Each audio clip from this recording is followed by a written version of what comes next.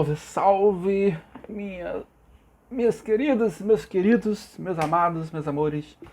Vamos começar aí mais uma aulinha para vocês, a última desse ano, tá? Agora só ano que vem. E é o seguinte, a discussão que eu vou trazer para vocês hoje é uma discussão pequena, tá? Eu não vou falar muita coisa, eu só vou complementar uma discussão que o professor Eduardo fez com vocês na aula anterior. Tá, então vai ser uma coisa bem simples, bem rápida, tá? Sem muita preocupação. É o seguinte, eu vou falar sobre a resistividade elétrica. Vocês ouviram sobre a resistência elétrica, eu vou falar sobre a resistividade elétrica. É o seguinte, só lembrando aqui, né, que vocês viram com o Eduardo, que basicamente foi a primeira lei de Ohm, quando ele apresentou a resistência elétrica para vocês. Ele falou que se a gente pegasse a DDP e dividisse pela corrente no circuito elétrico, a gente obtinha um valor, e se a gente mudasse a DDP, a corrente mudava junto, e quando a gente calculasse a razão DDP sobre I, a gente obtinha sempre o mesmo valor. Então, independente de quais fossem lá a razão que a gente fizesse U sobre I, a gente obteria o mesmo valor, tá? Ia ser sempre constante. A essa razão aqui, a gente chamou isso de resistência elétrica. A gente fazia esse cálculo num resistor, né? A gente via qual é a DDP que estava no resistor, a corrente sobre aquele resistor, e quando a gente fazia essa razão, a gente obtinha a resistência elétrica daquele resistor. Então, melhor dizendo, né, o resistor é aquele que essa razão é sempre constante, né? Que o homem definiu isso como o resistor. Aí a gente obtém essa chamada primeira lei de Ohm. R é igual a U sobre I, e essa razão sendo constante, né? Vocês costumam ver essa razão escrita como sendo U igual a R vezes I, tá? Não tem problema, é a mesma coisa, essa expressão. Tá? Eu só escrevi aqui porque essa é a forma bonitinha lá da primeira lei de Ohm, mas a gente pode escrever dessa forma que está aqui do lado sem problema algum. Então, num resistor, né, a primeira lei dizia isso aqui, né? Num resistor, mantida uma temperatura constante, a intensidade da corrente elétrica é diretamente proporcional à DDP. Então, o que significa? A gente muda a DDP e quem muda é sempre a corrente elétrica, não é o resistor, não é a resistência do resistor, tá? E a gente tem que fazer sempre na mesma temperatura, porque a temperatura ela muda a resistência do resistor. Enfim, então essa primeira lei ela dá pra gente o seguinte: eu mudo a DDP, eu mudo a corrente, nada acontece com a resistência do resistor. Mas se eu tirar o resistor do circuito, ele vai continuar tendo aquela resistência. Então a resistência dele não depende do circuito.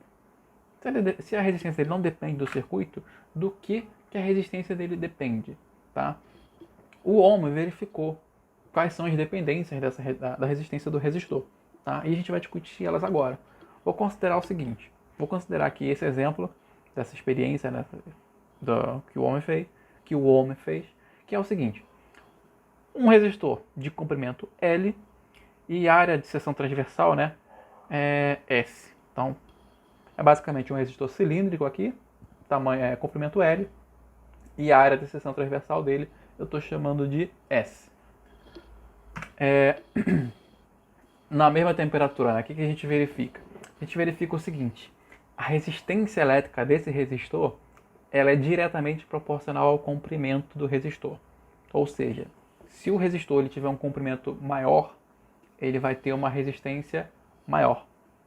Então, aumentando esse comprimento, eu aumento a resistência. Em contrapartida, se eu diminuir, a resistência vai diminuir também. Tá? E ela diminui proporcionalmente.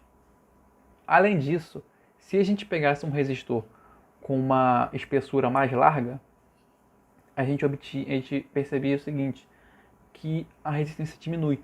Então a gente conclui que a área da seção transversal é inversamente proporcional à resistência elétrica do resistor.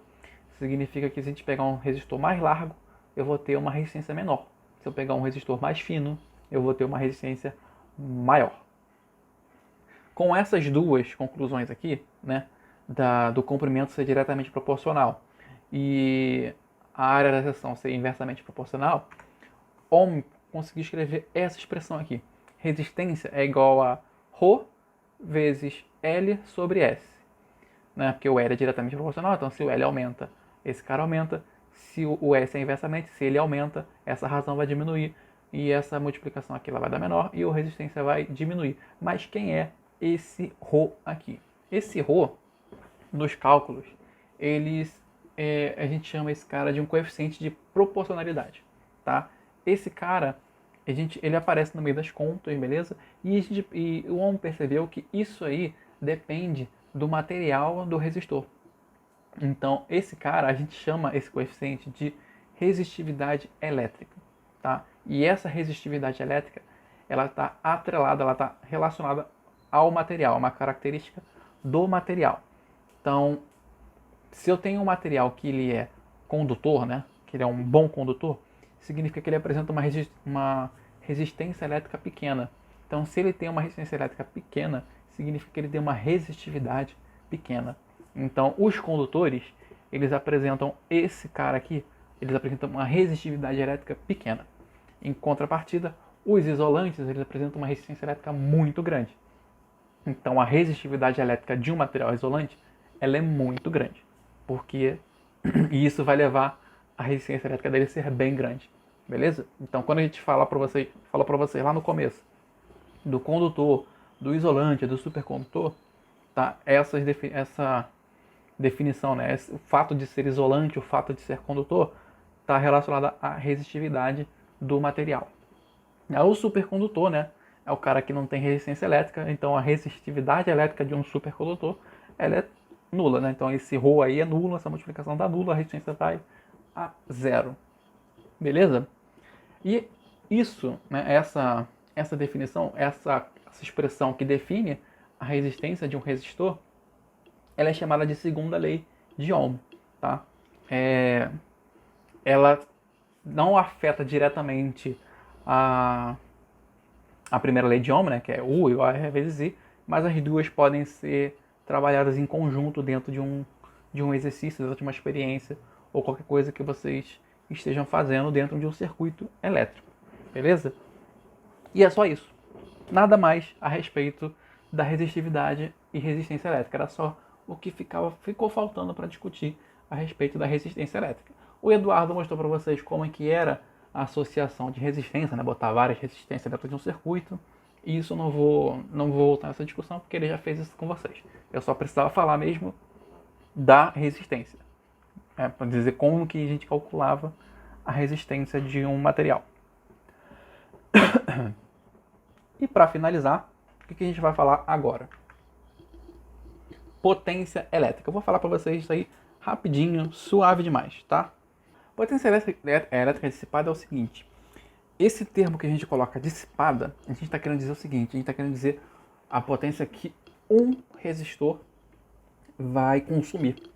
A resistência que um resistor está consumindo dentro daquele circuito, tá? Então, quando a gente está falando de dissipada, é o quanto aquele cara está consumindo de energia. É bem simples esse cálculo, tá? E a forma de explicar isso também é super ok, não tem muito detalhe não. Eu vou considerar aqui o seguinte, uma resistência R, essa resistência, ela tá, nessa resistência atua uma DDP U e passa uma corrente I por esse resistor. A potência elétrica que esse cara dissipa, eu tenho que voltar lá nas expressões de trabalho, né? Porque trabalho é energia e tudo mais, para desenvolver a matemática, que eu não vou fazer esse desenvolvimento aqui porque não tem necessidade. Quando a gente faz esse exercício, né? Esse cálculo, de calcular como é que vai ser, o que está passando desse cara aqui, o trabalho que está sendo consumido aqui, que está sendo realizado aqui, a gente chega nessa expressão aqui. A gente define aqui o seguinte, a potência elétrica que um resistor dissipa é dada pelo produto da DDP, que está atuando naquele resistor, vezes a corrente que passa por ele. Beleza? Então, Pzão maiúsculo, a potência é igual a U vezes I. E essas outras duas expressões aqui embaixo é o seguinte. Se eu pegar U igual a R vezes I, pegar esse U e jogar aqui dentro, pego esse U e jogo ali dentro, vai ficar o quê? Vai ficar potência é igual a R vezes I vezes I. e isso dá R vezes I ao quadrado. E se eu pegar o I, pegar dessa expressão e escrever dessa forma, o I é igual a R, perdão, I é igual a U sobre R. Aí eu pego isso aqui e jogo ali dentro também, no lugar do I. Aí eu vou ter que potência é igual a U vezes U sobre R, que é igual a U ao quadrado sobre R. Então a gente chega nessa outra expressão. Essas expressões são as que a gente usa para calcular a potência elétrica que um resistor dissipa dentro de um circuito. Vocês precisam lembrar das três? Não precisam lembrar das três, basta lembrar de uma delas. Aí, lembrando de uma delas, vocês podem fazer essa substituição, né, de pegar U igual a R vezes I e ir substituindo que vocês chegam nas outras duas, tá? Basta vocês lembrarem de uma só. Eu mesmo só lembro dessa daqui. As outras eu faço a substituição e obtenho elas. E é isso, gente. Essa é a nossa discussão de hoje. Tem mais nada para falar para vocês a respeito desse assunto. Seria basicamente a gente exercitar isso, mas a gente deixa para exercitar isso quando nossas aulas retornarem, beleza, gente? Com isso a gente encerra as atividades desse ano e a gente se encontra ano que vem. Lembrando que, tendo dúvidas, procurem a gente. Pode procurar ou eu ou o Eduardo, tanto faz. E não tenham medo de procurar, tipo assim, professor, tô com uma dúvida de uma aula que eu vi mês passado.